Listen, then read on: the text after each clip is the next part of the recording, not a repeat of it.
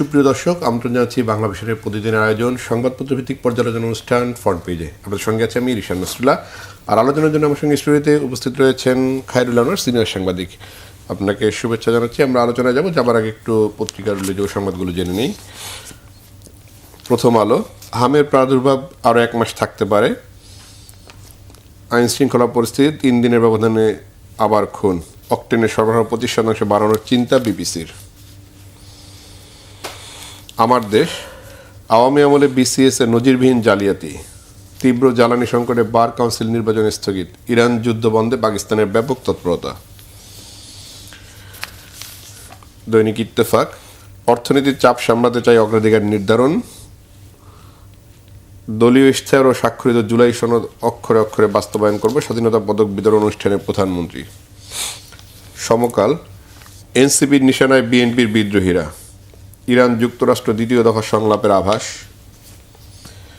যুগান্তর, পাম্পে পাম্পে ঘুরেও মিলছে না তেল, স্থানীয় সরকার প্রতিষ্ঠান দ্রুত নির্বাচন আদায়ের কৌশলে বিরোধী দল। লোডশেডিং 2000 মেগাওয়াট, 10 থেকে 14 ঘন্টা বিদ্যুৎহীন গ্রাম। মানবজমিন, অনলাইনে জ্বালানি তেল বিক্রি মজুদ চক্র সক্রিয়, 6 সপ্তাহের মধ্যে জেট জ্বালানি সংকটে পড়বে ইউরোপ, ঝুঁকিতে এশিয়া। IEA এর সতর্কবার্তা। কালের কণ্ঠ, জ্বালানি সংকটে বাড়ছে লোডশেডিং, হামে শিশুর মৃত্যু 200 ছাড়ালো।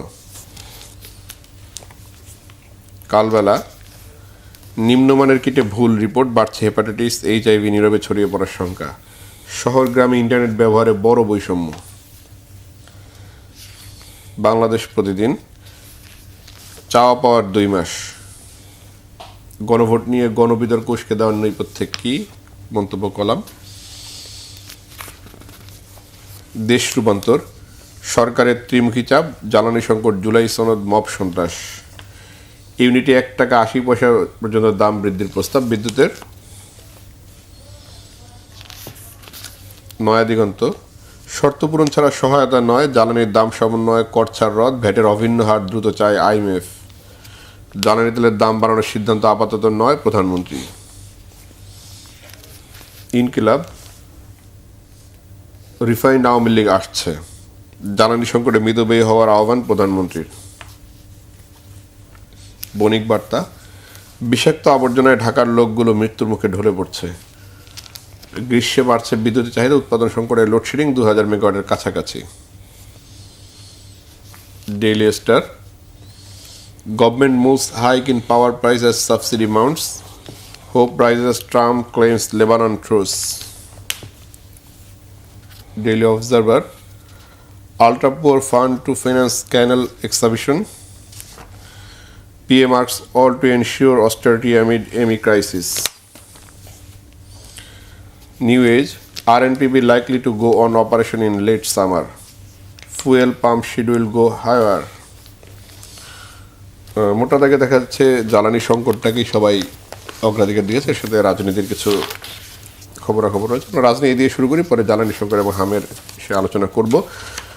রাজনীতির বিষয়টি, স্থানীয় সরকার নির্বাচনকে কেন্দ্র করে রাজনৈতিক দলগুলো বেশ তৎপর রয়েছে। এনসিপি দৌড়দৌড়ি করছে, যেটি বলা যায় এনসিপি বিএনপির বিদ্রোহী প্রার্থীদের দলে ভেড়াতে যাচ্ছে। তারা দল থেকে বহিষ্কৃত হয়েছেন বিএনপি যেসব প্রার্থীরা, তাদেরকে দলে ভেড়াতে চায়, কাউকে কাউকে মনোনয়ন দিতে, সেটি একটি রয়েছে। একই সঙ্গে সরকারের ত্রিমুখী চাপ, আমরা যদি সরকারের 2 মাসকে পর্যালোচনা করি, জ্বালানি সংকট, জুলাই সনদ ও মব সন্ত্রাস নিয়ে সরকার এক ধরনের চাপে রয়েছে। আজ একই সঙ্গে সংস্কারের বিষয়টিও রয়েছে, জুলাই সনদ যেহেতু রয়েছে। সরকারের ত্রিমুখী চাপটা যেটি দেশ রূপান্তর করছে, কীভাবে বিবেচনা করবেন? আপনার কাছে এটি চাপ মনে হয় কিনা সরকারের জন্য? অবশ্যই চাপ সরকারের জন্য আর কি, কারণ যে প্রত্যাশা নিয়ে সরকার ক্ষমতা এসেছিল, কিন্তু শুরুতে এটা একটু হোঁচট খেতে হয়েছে সরকারকে। কারণ যুদ্ধ, যে আপনার মার্কিন যুক্তরাষ্ট্র এবং ইসরায়েল যে যৌথভাবে হামলা চালিয়েছে, তারপরে 28শে ফেব্রুয়ারি থেকে যুদ্ধ শুরু হয়েছে, এখন পর্যন্ত একটা বিরতি চলছে এখন অবশ্য। তো এই যুদ্ধটা একটা বৈশ্বিক সংকটের তৈরি করেছে। বাংলাদেশ তো তার বাইরে না, বরং ব্যাপকভাবে এটার একটা প্রভাব এখানে পড়েছে, বিশেষ করে জ্বালানি সংকট। আমাদের তো সেভাবে জ্বালানি সংকট যেটা দীর্ঘদিন ধরে চলছে, চাহিদা তুলনায় অনেক কম বিদ্যুৎ উৎপন্ন হয়, চাহিদা প্রতি বছরই বাড়ে, কিন্তু সেই হিসেবে বিদ্যুৎ উৎপাদন হয় না। এখন আমরা একটা জিনিস দেখি, পত্রিকা এবং টেলিভিশনগুলোতে যেভাবে নিউজ হয়, 8 ঘন্টা 10 ঘন্টা করে পেট্রোল দাঁড়িয়ে থাকে আর কি। এবং সেটা যদি হয় যে আপনার কর্মঘণ্টার কত সময় তার চলে যাচ্ছে, আর যেটা মানে বিভিন্ন পরিবহন সংকটে আছে এবং বাইকার যাদের একটা জীবিকার প্রধান অবলম্বন, তারা যদি 10 ঘন্টা 12 ঘন্টা তারা যদি লাইনে দাঁড়িয়ে থাকে এবং অনেক সময় তারপর পায় না কিন্তু, এবং এই পাম্প থেকে পেট্রোল পাম্প থেকে আরেক পাম্পে তারা ছোটাছুটি করছে।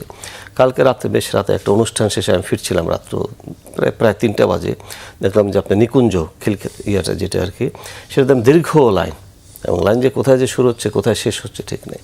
পাশাপাশি যে হচ্ছে সরকার একটা জিনিস এটা বোঝা যাচ্ছে না, সরকার বলছে যে 2 মাস পর্যন্ত জ্বালানি মজুদ আছে, কিন্তু তারপরে এই সংকটটা কেন? সরকার বলছে পর্যাপ্ত মজুদ আছে, তারপরে কিন্তু অনেক জায়গায় পেট্রোল পাম্প মালিকদের অভিযোগ হচ্ছে তারা ডিপো থেকে তেল পাচ্ছে না। কোথাও একটা মানে ব্যবস্থাপনায় কোনো একটা সমস্যা আছে বলে আমার কাছে মনে হয়।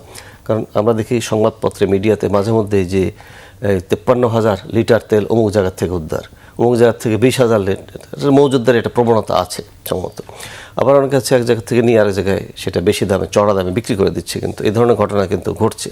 তো সব মিলিয়ে মনে হয় ব্যবস্থাপনার ক্ষেত্রে সরকার এর আগে বিভিন্ন ধরনের ঘোষণা দিয়েছে, কিন্তু সংকটটা কাটিয়ে উঠতে পারেনি। কিন্তু আরেকটা বিষয় যেটা সবচেয়ে মানে উল্লেখ করার মতো বিষয়, যে আমরা শহরে যারা আছি তারা কিন্তু মোটামুটি বিদ্যুৎ পাচ্ছে কিন্তু গ্রাম অঞ্চলে অবস্থা খুবই খারাপ। সেখানে 10 থেকে 12 ঘন্টা পর্যন্ত লোডশেডিং হচ্ছে, কোথাও তার থেকেও বেশি হচ্ছে। কিন্তু তো এখনও যদি অবস্থা হয়, গরম তো মাত্র পড়া শুরু হয়েছে, আপনার বৈশাখ মাস চলছে, এরপর যখন সামনে বিদ্যুতের চাহিদা আরও বাড়বে তখন পরিস্থিতি কী দাঁড়াবে এটা বলা মুশকিল আসলে। যেমন গরম বাড়বে, একই সঙ্গে সেচের মৌসুমটাও চলে আসবে, তখন তো এক ধরনের জ্বালানি সংকট, ডিজেলের সংকটটা পড়বে না। সেগুলো হচ্ছে অনেক জায়গায় কিন্তু কৃষকরা তাদের সেই নিয়ে হাজির হয়ে যাচ্ছে তারা। হ্যাঁ, তো এটা ঢাকার বাইরেও কিন্তু এই ধরনের খবর কিন্তু নিয়মিতভাবে প্রকাশ হচ্ছে আর কি।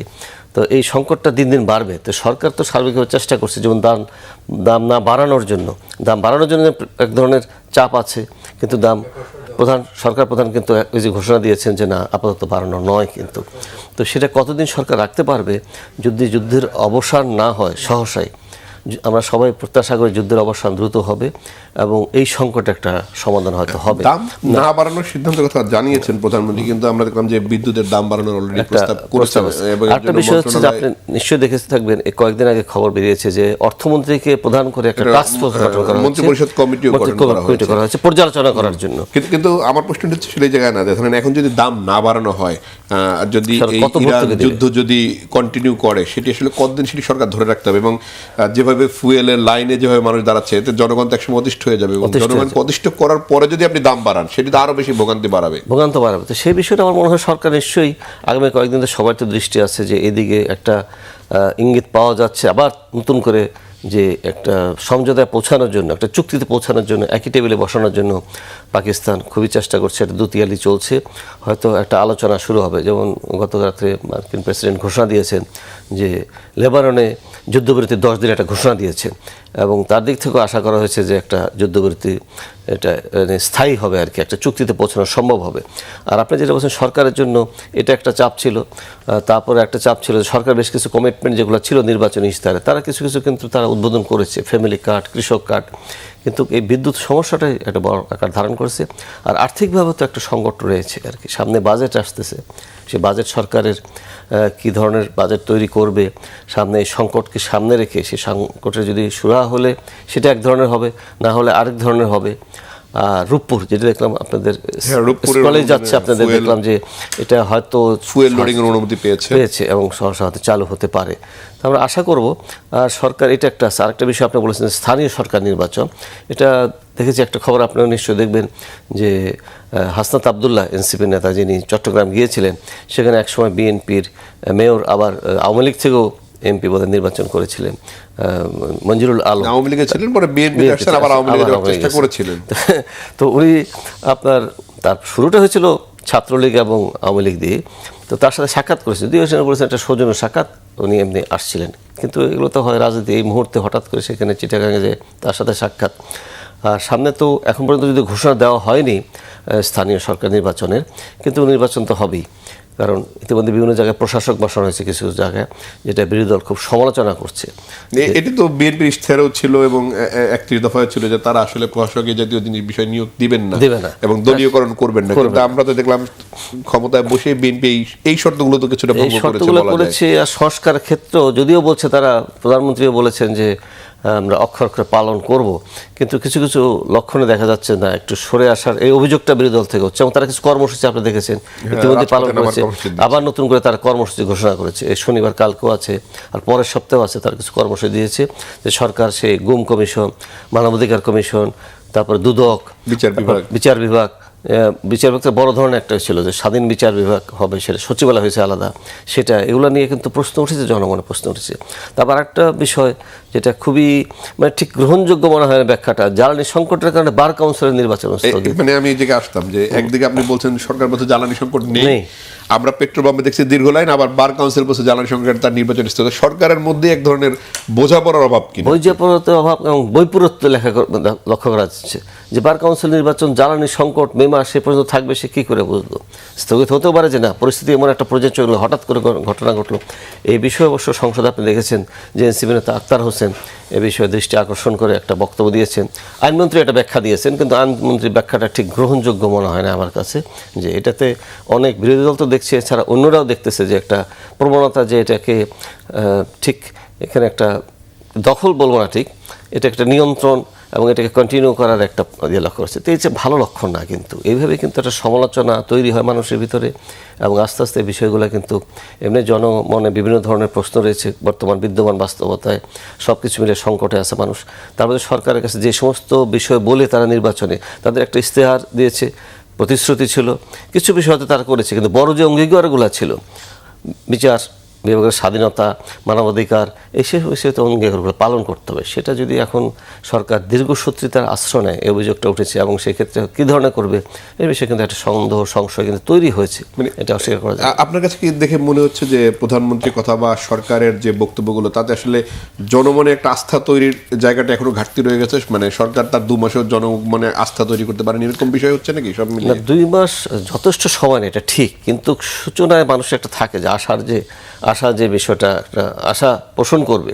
ধরেন এই ফ্যামিলি কার্ড বা এটা দিয়ে যে একটা সঞ্চয় রয়েছে না, কিছু কমিটমেন্ট তারা শুরু করেছে, কিন্তু এই বিষয়গুলো কিন্তু একটা এক ধরনের সন্দেহ তৈরি হয়েছে, এবং অনেক ধরনের সমালোচনা কিন্তু বিভিন্ন দিক থেকে হচ্ছে। সুশীল সমাজ বলেন, বিরোধী দল শুধু না, সুশীল সমাজ বিভিন্ন মহল থেকে কিন্তু টিআইবি রীতিমতোভাবে তারা বক্তব্য দিচ্ছে, সংবাদ সম্মেলন করছে যে সরকার তো এই বিষয়গুলোতে অঙ্গীকার ছিল, সেই অঙ্গীকার থেকে তারা সরে যাচ্ছে। তবে ব্যাংক রেজলিউশন যেটা করেছে সেটা এক ধরনের সমালোচনা জন্ম দিয়েছে, যে যারা ব্যাংককে দখল করেছে তারা এবার ফেরত আসার একটা পথ তৈরি করার জন্য সরকার এটা করেছে। তো এই বিষয়গুলোতে সরকার কিন্তু সুস্পষ্টভাবে সরকারের ব্যাখ্যা পাওয়া যাচ্ছে না, বা ব্যাখ্যাগুলো খুব গ্রহণযোগ্য না। কিন্তু আরেকটা হচ্ছে কি, আপনি বক্তব্য দিলেন, সেই বক্তব্যটাকে বাস্তবতার সাথে মিল খুঁজতে হবে, বাস্তবতার সাথে আমাকে দেখতে হবে যে সেটা কতটুকু মিল আছে, তাই না? যেমন এটার সাথে কি একটা মানে কেমন হাস্যস্কর বিষয় যে জ্বালানি সংকটের জন্য হবে না। আমি একটু সরাসরি একটি প্রশ্ন করি যে ধরেন এর আগে বেগম খালেদা জিয়ার সরকারের 2 মন্ত্রী ছিলেন, দুজনেই ফেইলার ছিলেন। একজন বর্তমান অর্থমন্ত্রী আমির খসরু মাহমুদ চৌধুরী, যিনি পদত্যাগ করেছেন বাণিজ্য মন্ত্রী হিসেবে, এবং আরেকজন ইকবাল হাসান মাহমুদ টুকু, যিনি আসলে বিদ্যুৎ মন্ত্রী হিসেবে এর আগে পদত্যাগ করেছিলেন। তাদেরকেও আবার ঠিক এই ক্যাবিনেটে 2টি দায়িত্ব দেওয়া হয়েছে, একজন অর্থমন্ত্রী হয়েছেন, একজন বিদ্যুৎ জ্বালানি মন্ত্রী, এবং 2টি সেক্টর নিয়েই আসলে সরকার চ্যালেঞ্জের মুখে রয়েছে।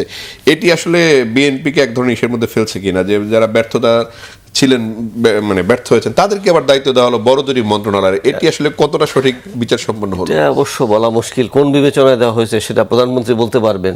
হতে পারে যে তাদের সে পূর্ব অভিজ্ঞতা আছে, হয়তো গতবার তাদের যে কারণে পদত্যাগ করতে হয়েছিল সেই ব্যর্থতা হয়তো হবে না, তার ব্যর্থ হবে না, সে বিবেচনা হয়তো দেওয়া হয়েছে। কিন্তু এই প্রশ্ন উঠতে পারে, আবার একজন হয়তো ব্যর্থতার কারণে পদত্যাগ করেননি, কিন্তু রিপিট হয়েছে। যেমন শিক্ষামন্ত্রী যিনি ছিলেন এর আগে একসময় প্রতিমন্ত্রী ছিলেন, উনি তো এবার শিক্ষামন্ত্রী হয়েছে, তখন তো উনি নকল বন্ধ করার ব্যাপারে একটা সুনাম করিয়েছে, সে ব্যর্থতা তাকে করতে পারেনি। কিন্তু এবার এটা দেখতে হবে যে আসলে তারা কতটুক হবে। তো প্রশ্ন থাকে কিছু বিষয় আর কি, কিছু জিনিস ইতিমধ্যেই, যেমন বাংলাদেশ ব্যাংকের গভর্নর নিয়ে একটা সমালোচনা উঠেছিল, কিন্তু যে দলীয় লোককে দেওয়া হয়েছে। তো এখন দলীয় লোককে দেওয়া হয়েছে, সে যদি তার পারফর্ম করতে পারে, তার কাজের দ্বারা অর্থনীতি একটা স্থিতিশীলতা আনতে পারে, বাংলাদেশ ব্যাংক তো একটা বড় কেন্দ্রীয় ব্যাংক, সেই হিসাবে ব্যাংকিং সেক্টরে যদি একটা স্থিতিশীলতা প্রতিষ্ঠা করতে পারে, একটা শৃঙ্খলা ফিরিয়ে আনতে পারে, আপনার ঋণ যেটা হয়েছে আপনার যে মানে খেলাপি, সেটা যদি কমিয়ে আনতে পারে তো সেটা তো ভালো, আর না পারলে তো বোঝা যাবে যে না, তার নিয়োগ সঠিক হয়নি। তো অর্থমন্ত্রী আর বাণিজ্যমন্ত্রী, অর্থমন্ত্রীর সবচেয়ে বড় পরীক্ষা হবে সামনে, বাজেট নিয়ে পরীক্ষা হবে আর কি, যে কী করবে। অর্থমন্ত্রী এখন যুক্তরাষ্ট্রে রয়েছেন, IMF এর কাছ থেকে তহবিল আনার বিষয়, যদিও সেটির এখনো সবুজ সংকেত মেলেনি, বরং IMF উল্টো চাপ দিচ্ছে এই জ্বালানির দাম বাড়ানো সহ বিভিন্ন বিষয় সমন্বয়ের, অর্থাৎ সরকার সেখানেও যে এরই মধ্যে জ্বালানিতে কয়েক হাজার কোটি টাকার ভর্তুকি সরকারের দেওয়া হয়ে গেছে, এবং যদি এই যুদ্ধ অবস্থা বা এই উচ্চ দাম চলতে থাকে বিশ্ববাজারে, তাহলে সরকারের ভর্তুকি কয়েক গুণ বেড়ে যাবে। সুতরাং IMF থেকে অর্থ পাওয়ার সম্ভাবনা কতটুকু, বা এটি আসলে সরকার এই দাম না বাড়িয়ে সমন্বয় করার সুযোগ আছে কিন্তু আপনি ইয়ে করে থাকবেন যে বিগত সরকার, অন্তর্বর্তী সরকার এবং তার আগে যে পতিত সরকার, তাদের সময় থেকে কিন্তু এই ভর্তুকি কমিয়ে আনা এবং দাম সমন্বয় বাড়ানোর জন্য চাপ দিয়ে আসছে আর কি। তো সরকার অংশ সে সমস্ত চাপকে কিছুটা দেশের বাস্তবতা নিরিখে এবং জনসাধারণের দিকে তাকিয়ে তারা সেটি কিন্তু অনেক সময় সেটা মানে উপেক্ষা করে, সাথে সাথে বাস্তবায়ন করে না। আর দেখবেন জাপানের এই মাঝখানে একটা কনফারেন্সে এখান থেকে প্রধানমন্ত্রী যুক্ত হয়েছিলেন, তিনি জাপানের কাছে $200 কোটি মানে জ্বালানি সহায়তা চেয়েছেন জাপানের কাছ থেকে। তো সরাসরি কোনো প্রতিশ্রুতি কিন্তু পাওয়া যায়নি এখন পর্যন্ত। তো সরকার দিক থেকে চেষ্টা চলছে বিশেষ করে এই সংকটটা মোকাবেলা করার জন্য। তো এখন সেই সংকট দেখতে হবে। অর্থমন্ত্রী যেটা আপনি বলেন যে ওয়াশিংটন কোনো সবুজ সংকেত পাওয়া যায়নি, উনি ফিরে আসার পরে কোনো সংবাদ সম্মেলন করেন কিনা বা কোনো ঘোষণা দেন কিনা যে মানে আশাপ্রদ কিছু উনি নিয়ে আসতে পেরেছেন কিনা, সেটা দেখার বিষয় আছে। আর জ্বালানি মন্ত্রী উনি বারে বারে বলছেন সংকট নেই, কিন্তু আপনার স্টেশনগুলোতে, ফিলিং স্টেশনগুলোতে যে সেটা কিন্তু বাস্তবতার সাথে মিলে না কিন্তু একটা। তো সেই বিষয়টা কেন, তাহলে মানে কেন কোথাও ব্যবস্থাপনার সংকটটা অনেকে বলে থাকেন যে কোথাও একটা আছে। আপনি একদিকে বলছেন যে তেলের সরবরাহ আছে 2 মাসের মজুরি, আর একদিকে আমরা দেখলাম ইস্টার্ন রিফাইনারি বন্ধ হয়ে যাচ্ছে, আপনি ক্রুড অয়েল কিনতে পারছেন না বলে পারছেন না। তো এখন এটা দেখা অনেকে কয়েকদিন পর দেখি কিছু লোক ওএসডি করা হচ্ছে, বদলি করা হচ্ছে। তো ওএসডি বা আপনি বদলি করেন যাই করেন, কিন্তু সেটা সমস্যা যদি সমাধান না হয়, সে আপনার রাত্রেবেলা যে যদি লাইন দিয়ে পরের দিন দুপুর পর্যন্ত যে একটু তেল সংগ্রহ করতে হয়, সেটা তো একটা ব্যাপার আছে। আপনি সমন্বয়হীনতা বা মানে আপনি যেটি বলছিলেন ব্যবস্থাপনার সংকট, সেই জায়গাটা কি আমরা আমলাতান্ত্রিক জটিলতা দেখছেন কিনা? যেহেতু বলা হচ্ছিল যে আওয়ামী লীগ আমার অনেক আমলা রয়েছেন যারা এখনো বিএনপি সরকারকে সেইভাবে গ্রহণ করতে পারছেন না, এই ধরনের সংকট বা এই ধরনের টানাপোড়েন রয়েছে কিনা আমরা এই সরকারের মধ্যে? কিন্তু সব সরকারের সময় কিন্তু তার সরকার বলে, কিন্তু আসার পরে কিন্তু আমলাতন্ত্র এক ধরনের প্রভাব বিস্তার করে সরকারের উপরে, এবং এখন ইতিমধ্যে সেই অভিযোগ কিন্তু কিন্তু কিছু উঠছে যে সেই যারা বিগত আমলের আমলা হিসেবে যারা চিনেছে, সুযোগ সুবিধা পেয়েছে, তারা যেমন ডিসি ফিট লিস্ট করা হচ্ছে, একটা ডিসিদের কিছু নতুন পদায়ন করা বিভিন্ন জায়গায়, সেখানে অভিযোগ উঠেছে যে তাদেরকে যে নিয়োগ প্রক্রিয়া যেটা মানে পদায়ন যেভাবে হবে সেই প্রক্রিয়াকে ঠিক অনুসরণ করা হচ্ছে না, যে ওয়েবসাইটে দিতে হবে, নোটিশ বোর্ডে টানানো হবে, ইন্টারভিউ হবে, ইন্টারভিউ নিচ্ছে, কিন্তু সেই ইন্টারভিউটা যথাযথভাবে হচ্ছে না আর কি। এবং সেই তালিকায় এরকম অনেকেই আসছেন যেখানে বিগত দোসর সরকারের যারা খুব সুবিধাভোগী কিছু আমলা আছেন তারাও এর ভিতরে ঢুকে পড়েছে কিন্তু। তো আমলাতন্ত্র কিন্তু আবার এই যে সংস্কার বাধা দেওয়ার ক্ষেত্রেও কিন্তু আমলাতন্ত্র একটা বড় ধরনের বাধা কিন্তু, যে আপনার যেহেতু মিডিয়ার লোক, আপনি বলি যে এই যে বিগত সরকার আমলে যে কিছু কিছু সংস্কার প্রস্তাব করা হয়েছিল, সেগুলো কিন্তু কোনোটাই আমলাতন্ত্রের কারণেও হতে পারে যে বাধা হতে পারে। যে মিডিয়া, যেমন বিশেষ করে মিডিয়ার কথা বলতে হয়, মিডিয়া এখন পর্যন্ত কিন্তু একটা ঘোষণা দিতে পারেনি। 3 জন উপদেষ্টা পরিবর্তন হয়েছিল, তারপরে এখন মন্ত্রী যিনি আসছেন, এখন এই মন্ত্রণালয়ে কিন্তু 3 জন আছে, আপনার উপদেষ্টা রয়েছেন, প্রতিমন্ত্রী রয়েছেন, কিন্তু মিডিয়া কমিশনের কোনো রিপোর্টের আমরা দেখি না যে 1-2টা বসে যে বাস্তবায়ন করা যায়, মানে আসলে তাৎক্ষণিক একটা সিদ্ধান্ত না, সেই সিদ্ধান্তও কিন্তু নেওয়া হয়নি। প্রধানমন্ত্রীর দিক থেকে কিন্তু মানে ওভারঅল কিছু কিছু বিষয়ে কিন্তু সিদ্ধান্ত দেওয়া হচ্ছে, কিন্তু মন্ত্রণালয় ভিত্তিক যদি আপনি দেখেন, সেখানে কিন্তু অনেক বিষয়ে কিন্তু এক ধরনের শিথিলতা আছে এবং আমলাতান্ত্রিক বাধা আছে কিন্তু। এবং আমার মনে হয় আমলাতন্ত্রের বাধাকে যদি সরকার অতিক্রম করতে না পারে, সরকারের পক্ষে কিন্তু তার মানে কাঙ্ক্ষিত লক্ষ্যে পৌঁছানো খুব কঠিন হবে এবং ইশতেহার বাস্তবায়ন কঠিন হবে। এই যে আমলাতন্ত্রের বিষয়টা যেটা আসলে আমার দেশের একটি সংবাদ রয়েছে, আওয়ামী আমলে বিসিএস এর নজিরবিহীন জালিয়াতি, আমরা পরীক্ষার প্রশ্নপত্র ফাঁস, এ ধরনের নানা অভিযোগ এসেছে, কিন্তু বিসিএস এর নজিরবিহীন জালিয়াতি, অর্থাৎ নিয়োগ দেওয়া হয়েছে নানানভাবে দলীয় লোকজনকে, ঠিকানা পরিবর্তন করে, পুলিশ এবং বিসিএস 2 জায়গায় এই ঘটনাটা ঘটেছে। আপনার এই বিষয়টা নিশ্চয়ই স্মরণ থাকার কথা যে আপনার ছিলেন এসটি ইমাম যে ছিলেন, উনি এক অনুষ্ঠানে টিএসসিতে ওই সময় উনি সংস্থাপনের দায়িত্বে ছিলেন, উপদেষ্টা ছিলেন প্রধানমন্ত্রীর মন্ত্রী পদমর্যাদায়। উনি বলেছিলেন ছাত্রলীগের একটা অনুষ্ঠানে বলেছিলেন যে তোমরা রিটেনে পাস করো, বাকিটা আমরা দেখব। তো এইটা তো বলতে পারেন, এটা একটা প্রতিযোগিতামূলক পরীক্ষা। তো সেক্ষেত্রে কিন্তু এটা হয়েছে, দলীয়করণ করা হয়েছে। এবং পুলিশ যে তদন্ত সেটা করতে গিয়ে দেখা যায় সে রাষ্ট্রবিরোধী কোনো কাজে ব্যস্ত, কোনো মামলার আসামি, কিন্তু দেখা গেছে না সে কোন দলের।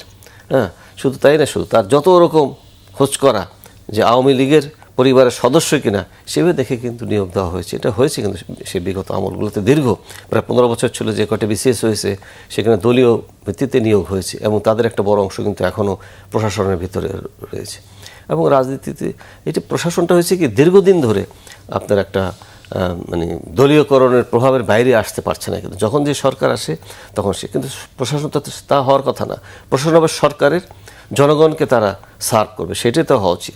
এটা একটা সময় ছিল যে আপনার যারা সিএসপি অফিসার ছিলেন তারা হয়তো ছাত্র জীবনে রাজনীতি করেছেন, কিন্তু প্রশাসনে আসার পর কিন্তু তারা সরকারকে এবং জনগণকে করেছেন। কিন্তু এরপর দেখা গেল না, এরপরে আস্তে আস্তে স্বাধীনতার পর আওয়ামী লীগ একটা কথা ছিল তখন তোফায়েল ক্যাডার বলে একটা জিনিস চালু হয়েছিল, এই যে রাজনীতি ঢুকে পড়লো তার থেকে কিন্তু আর বেরিয়ে আসা যায়নি। কিন্তু আমরা যদি আবার একটু স্থানীয় সরকারে ফিরতে চাই, স্থানীয় সরকার নির্বাচন আদায়ে কৌশলী বিরোধী দল, বিরোধী দল গণভোট বাস্তবায়নের দাবিতে যারা রাজপথে আন্দোলন করছে সেটির মধ্যে তারা এখন স্থানীয় সরকারটিও দিতে চায়, যে অর্থাৎ আন্দোলন মানে স্থানীয় সরকার নির্বাচন যেন সরকার দ্রুত দেয়। সরকারও কমিটমেন্ট করেছে, মির্জা ফখরুল ইসলামকে স্থানীয় সরকার তিনি বলেছেন খুব শিগগিরই এটি নির্বাচন দেওয়া হবে।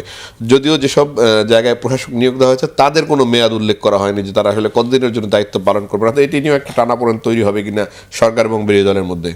এ ধরনের একটা ধোঁয়াশা আছে যে আসলে এই যে বলছে সরকার, স্থানীয় সরকার মন্ত্রী বলেছেন, ধোঁয়াশা বলতে এটাই যে নির্বাচন কমিশন কিন্তু এখন পর্যন্ত কোনো মানে ঘোষণা করে নেই যে কবে নির্বাচন, বলছে সহসায় দেওয়া হবে। সহসা বলতে কবে?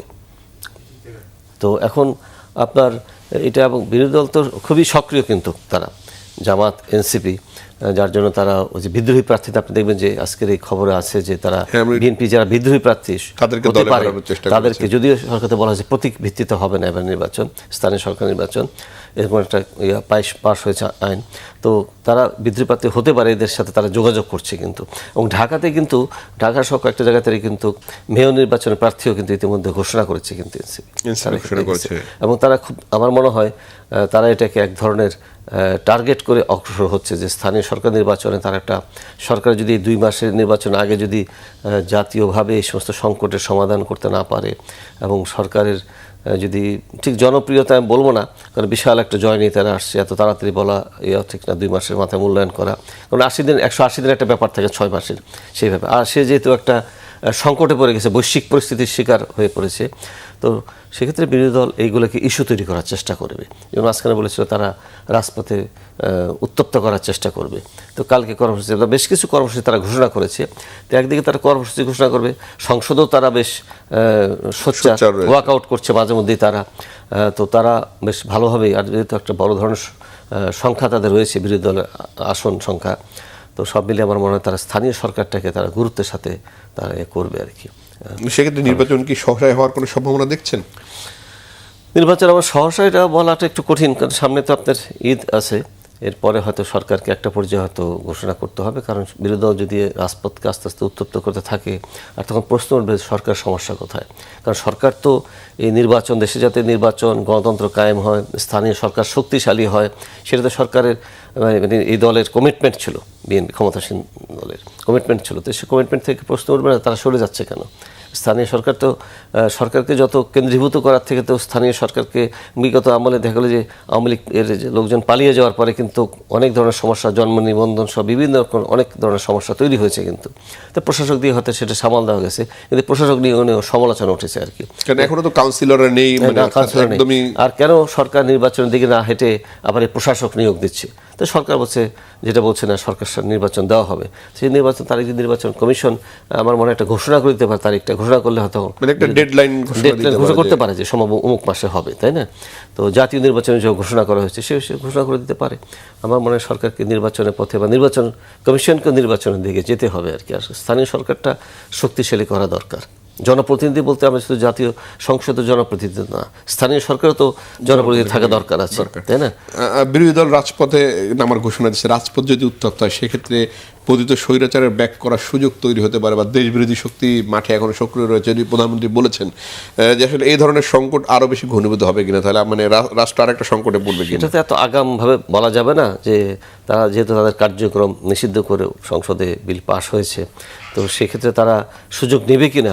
যেমন বিশেষ করে আপনার স্থানীয় সরকার নির্বাচনে এখন বলছে বিদ্রোহী দল, এমন তো আছে যে তারা যদি দলীয় ভিত্তিতে নির্বাচন, প্রতীকের ভিত্তিতে নির্বাচন না হয়, যারা স্থানীয়ভাবে যে আওয়ামী লীগের যারা আছেন তাদের সেই ধরনের যে তারা নির্বাচনে অংশগ্রহণের সুযোগ পায়, সেখানে তো সুযোগ পেতে পারে। কিন্তু তারা ঠিক ওইভাবে যে বিরোধী দলের সাথে এসে আন্দোলনে তারা রাজপথে নেমে যাবে এখনই, এটা আমার কাছে এখনই মনে হচ্ছে না। হয়তো এটা পরিস্থিতি কোন দিকে গড়ায়, কতদিন যায়, সরকারের মাত্র 2 মাস চলছে, এরপরে পরিবেশ পরিস্থিতি হয়তো কি করবে সেটা ভবিষ্যতে বলতে পারবে আর কি। এখনই এটা এত আগাম বলা যাবে। আমরা একটু স্বাস্থ্যসেবার দিকে নজর দিতে চাই। হাম নিয়ে বেশ সংকটের তৈরি হয়েছে, 200-রও বেশি শিশুর আসলে মৃত্যু হয়েছে। এই হামের এটি আসলে এই সংকটে সামাল দেওয়ার সুযোগ, সরকার যদিও টিকা কার্যক্রম শুরু করেছে, কিন্তু আসলে টিকা দিয়ে এটি আসলে এই মুহূর্তে সামাল দেওয়া সম্ভব কিনা, স্বাস্থ্য ব্যবস্থাপনার যেই অরাজকতা আমাদের। স্বাস্থ্য ব্যবস্থা একটা অরাজকতা বিভিন্ন সময় ছিল, কিন্তু এটা ঠিক যে স্বাস্থ্য খাতে আপনি দেখবেন বড় বড় ভবন তৈরি করা হয়েছে, দেখবেন ঢাকার বাইরে, কিন্তু সেখানে কিন্তু ঢাকায় তো বিভিন্ন হাসপাতালগুলোতে আছে যে আপনি ঢাকা মেডিকেল কলেজে কিন্তু এক ধরনের চিকিৎসা আপনি পাবেন, কিন্তু ঢাকার বাইরে ভবন তৈরি হয়েছে, ডাক্তার নাই, এবং ওই সেই ডাক্তারের যে প্রয়োজন স্বাস্থ্য সেটা নেই। আর হামের যে বিষয়টা, এটা কিন্তু অন্তর্বর্তী সরকারের সম্পূর্ণ তাদের এক ধরনের অবহেলা স্বাস্থ্য খাত নিয়ে, যাকে উপদেষ্টা হিসেবে নিয়োগ দেওয়া হয়েছিল, তাকে আমার মনে হয় একটা তার বিষয়ে তদন্ত হওয়া উচিত যে এই 18 মাসে এই স্বাস্থ্য মন্ত্রণালয়ের ভূমিকাটা কী ছিল, তারা কি করেছে, তারা এই যে হামের টিকা কেন এই ধরনের পরিস্থিতি তৈরি হলো যে এতগুলো শিশুর মৃত্যু হলো, অকালে তারা চলে গেল, এবং প্রতিদিনই কিন্তু এই উপসর্গের সংখ্যা বাড়ছে। কিন্তু সরকার ব্যাপকভাবে টিকা কর্মসূচি শুরু করেছে, প্রচার চালাচ্ছে বিভিন্ন গণমাধ্যমে যে টিকা দেওয়ার জন্য, কিন্তু ক্ষতি তো যেটা হয়ে গেছে, আরও তো প্রতিদিনই কিন্তু মৃত্যু হচ্ছে, কম হোক বেশি হোক হচ্ছে, মৃত্যুহীন দিন কিন্তু যাচ্ছে না। কিন্তু তো বিগত সরকারের অন্তর্বর্তী সরকারের টিকার ক্ষেত্রে একটা চরম ব্যর্থতার পরিচয় দিয়েছে। সেক্ষেত্রে মানে বিগত স্বাস্থ্যমন্ত্রী নিয়ে ওই সময় কিন্তু আপনি জানেন অনেক সমালোচনার ছিল, কিন্তু তাকে কিন্তু সে পদ থেকে কখনো সরানো হয়নি। এই একটা বিষয় কেন অন্তর্বর্তী সরকার প্রধান করেছেন যে এক পদে 18 মাসে তাকে যখন দেখছি ব্যর্থ সে, যদিও সেখানে আরেকজনকে দেওয়া ছিল আপনার প্রতিমন্ত্রী মর্যাদা দিয়ে সমতা বিশেষ সহকারী দেওয়া ছিল ডাক্তারকে, কিন্তু সে ওই সুবিধা করতে পারেনি। তো সরকার সামাল দেওয়ার চেষ্টা করছে, কিন্তু দুঃখজনক কিন্তু মৃত্যু তো আসলে শিশু মৃত্যু। স্বাস্থ্য ক্ষেত্রে কিন্তু স্বাস্থ্যমন্ত্রীও প্রথম দিকে যতটা হোক এখন কিন্তু উনি বেশ তৎপরতা দেখাচ্ছেন আর কি। তো আর শুধু একটা মন্ত্রী বা মন্ত্রণালয়ের তৎপরতা দেখাতে হবে না, সামগ্রিক চিকিৎসা ব্যবস্থার একটা আমার মনে হয় সরকার দিক থেকে করা উচিত। এইখানে একটা বিষয়, স্বাস্থ্য অন্তত সরকার কিন্তু স্বাস্থ্য নিয়েও একটা কিন্তু কমিশন করেছে, সেই কমিশনের সুপারিশগুলো কি আছে সেগুলো কিন্তু দেখা উচিত। এখনো জানেন আমরা যদি সমালোচনা থাকলেও আমরা যদি একটু টিকা কিনে নিই, সেটি অন্তর্বর্তী সরকারের ব্যর্থতা। কিন্তু আমরা যদি আরেকটু বিশ্লেষণ করি যে মৃত্যুর হারটা যদি আমরা দেখি, সেখানে আমরা দেখি যে 6 মাসের বয়সের আগে শিশুরা বেশি আক্রান্ত হচ্ছে, অর্থাৎ আমাদের টিকা তো 6 থেকে তারপরে যায় 6 মাস থেকে। তো সেই জায়গাটা আসলে গবেষণার প্রয়োজন আছে কিনা, সরকারের নজর দেওয়ার দরকার আছে কিনা, কেন এর আগে শিশুরা আক্রান্ত হচ্ছে, এটা গবেষণার প্রয়োজন আছে। চিকিৎসা খাতে কিন্তু যে চলে আসছে সেটা না, কিন্তু বিভিন্ন সময় যে উপসর্গগুলো দেখা দেয় সেটা কেন হয়, যেমন ডেঙ্গু, এটা আমরা জানি হয়তো বর্ষা মৌসুম শুরু হলে তার ডেঙ্গুর একটা প্রকোপ আপনি জানেন প্রতি বছর হচ্ছে, কিন্তু তো সেটা আমাদের গবেষণা করে দেখা উচিত যে কী কারণে এই এটা হচ্ছে। চিকিৎসা ক্ষেত্রে তো গবেষণা সারা পৃথিবীতে হয়, আমাদের এখানে সেভাবে হয় কি না আমরা ঠিক জানি না, কিন্তু যে আমাদের নিত্য নতুন রোগে যে আমরা আক্রান্ত হচ্ছে, মানে মানুষ বিভিন্নভাবে বিভিন্ন ধরনের সমস্যা, যেমন ঢাকায় এখন ধরেন বায়ু দূষণের কারণে কিন্তু অনেকে শ্বাসকষ্ট ব্যাপকভাবে দেখা দিচ্ছে আর কি, তাই না? তো এরকমভাবে আমাদের মনে হয় শেষ করবো 30 সেকেন্ডে যদি একটু বলেন যে করোনা আমাদেরকে একটা ধাক্কা দিয়ে দেখিয়ে দিয়েছে আমাদের স্বাস্থ্য খাতের আসলে কি অবস্থা, এখন হাম আমাদেরকে দেখিয়ে দিয়েছে যে শিশুদের স্বাস্থ্য ব্যবস্থা আমাদের কি সংকট। এটি নিয়ে আসলে সরকারের শিক্ষা বা আগামীর কর্মসূচি করণীয় কি, সেটি ঠিক করা উচিত কিনা? করণীয় তো অবশ্যই ঠিক, কিন্তু আমাদের যে একটা কথা আছে, শিক্ষা থেকে আমরা শিক্ষা নিই না, ইতিহাস থেকে আমরা শিক্ষা নিই না, কিন্তু আমাদের মনে হয় বিষয়গুলো আসলে ভালোভাবে অ্যাড্রেস করা উচিত, কেন এগুলো হয়, তাই না? একটা ঘটনা ঘটে যাওয়ার পরে, যেমন যে কোনো বড় ধরনের দুর্ঘটনা ঘটে গেলেই কিন্তু আপনি দেখবেন যে একটা তদন্ত কমিটি করা হয়, কিন্তু এরপর আর কোনো থাকে না। যেমন আবার দেখবেন যে এবার ব্যাপকভাবে কিন্তু সড়ক দুর্ঘটনা একই দিয়ে এত মৃত্যু কিন্তু এর আগে খুব কম হয়েছে, কিন্তু এত মৃত্যুর ঘটনা ঘটেছে। তো কেন হয় সড়ক দুর্ঘটনাটা, কেন হচ্ছে? এই যে হামের এই প্রকোপটা কেন? তো এখন দেখবেন যে কিছুদিন পর হাম যদি কমে যায়, নিয়ন্ত্রণ আনতে পারে, এটা নিয়ে আর কোনো খবর থাকবে না, যে পরে আবার আগামী বছর এখন থেকে সে প্রস্তুতি নেওয়া রাখা যায় না, সরকার পুরোপুরি প্রস্তুত, হ্যাঁ মানে টিকার পর্যাপ্ত টিকা থাকবে আমাদের ওই সময় যখন শুরু হবে, শিশুরা যাতে টিকা পায় সেই ব্যবস্থাটা যাতে থাকে আর কি। সরকারকে সবসময় একটা নজরদারির মধ্যে, মনিটরিংটা বড় বিষয়, কিন্তু মন্ত্রণালয়, প্রশাসন, সরকার সবার একটা থাকতে হবে সর্বক্ষেত্রে। বাজার নিয়ন্ত্রণ থেকে শুরু করে সর্বক্ষেত্রে সরকার নিয়ন্ত্রণটা, মনিটরিংটা খুবই দরকার। না হলে কিন্তু এই ধরনের ঘটনা ঘটতেই থাকবে আর আমরা আফসোস করব। জি, আলোচনা অংশের জন্য খায়রুল আলম, আপনাকে অসংখ্য ধন্যবাদ। আপনাকে ধন্যবাদ। দর্শক, ফ্রন্ট পেজ থেকে আজকের মতো বিদায় নিচ্ছি। ভালো থাকবেন, সুস্থ থাকবেন, আল্লাহ হাফেজ।